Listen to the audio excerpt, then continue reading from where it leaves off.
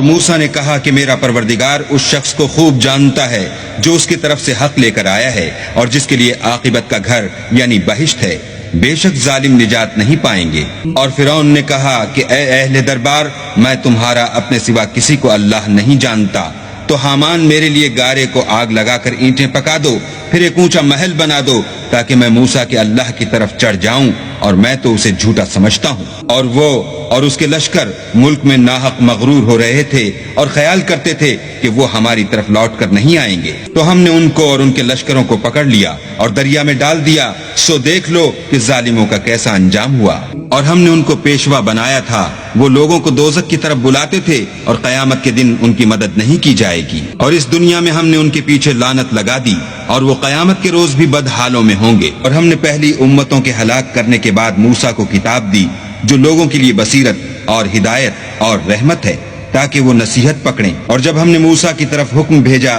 تو تم طور کی غرب کی طرف نہیں تھے اور نہ اس واقعے کے دیکھنے والوں میں تھے، لیکن ہم نے موسیٰ کے بعد کئی امتوں کو پیدا کیا، پھر ان پر مدت طویل گزر گئی،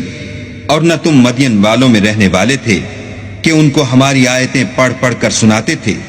ہاں ہم ہی تو پیغمبر بھیجنے والے تھے۔ اور نہ تم اس وقت جب کہ ہم نے موسیٰ کو آواز دی طور کے کنارے تھے، بلکہ تمہارا بھیجا جانا تمہارے پروردگار کی رحمت ہے تاکہ تم ان لوگوں کو جن کے پاس تم سے پہلے کوئی ہدایت کرنے والا نہیں آیا ہدایت کرو تاکہ وہ نصیحت پکڑیں۔